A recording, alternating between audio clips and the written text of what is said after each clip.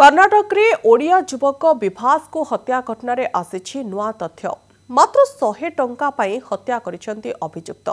कर्नाटक रे विश्व ऐतिह्य स्थल हैम्पे निकट तुंगभद्रा लेफ्ट केनाल निकट रे हत्याकांड घटिछि। इस्राएल पर्यटकों समेत 2 जन को दुष्कर्म सहित ओडिया युवकों को हत्या करा जायछि। अभियोग अनुसार 5 जन केनाल निकट रे गीत शुणुथिले।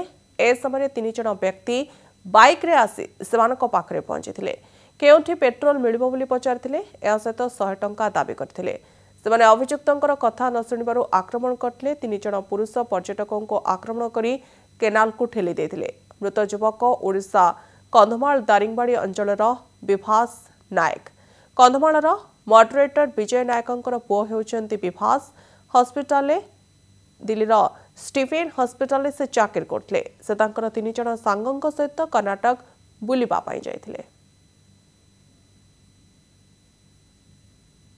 पिला चरित्र विषय नहीं भल था आ कौन सी निशा द्रव्य खाऊँ ना कि पीऊँ ना से बाहर पाठ पढ़ुला दिल्ली में से पिला को बाहर देश को जाकर तो हत्या कले से मोर बहुत दुखित विषय कह कथा जे पिला जो मैंने हत्या कर दंडित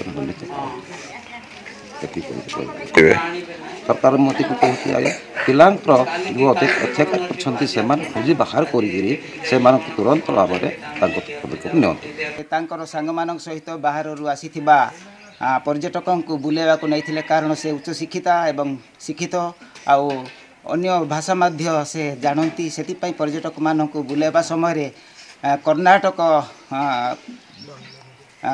प्रदेश रे से बुलवाई जिते जाइए ताहांको निर्मम भाव में 3 जन बोली आम शुणुचु केते जन दुर्बृत्त हत्या कर जाणु से आम अनुरोध करुचु उड़ीसा सरकार को जे से तुरंत यार तदारक करी तदंत करी से दोषी मान को बाहर करी से जेतिकी जो से माने ए दुर्बृत्त कार्य करू करू से हत्यार शिकार कर खोजिकी से माने तुरंत से दंड दिंतु।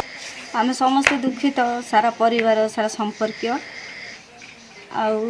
आम अपेक्षा करूँ विभासर मृत शरीर को समाधि देवा निमंते तेणु निवेदन करुच्ची से मृत शरीर को आम गाँव में दि जाऊ तेराबाड़ी ग्राम रे आम मैंने समस्ते ग्रामवासी एकाठी रही अपेक्षा करूँ।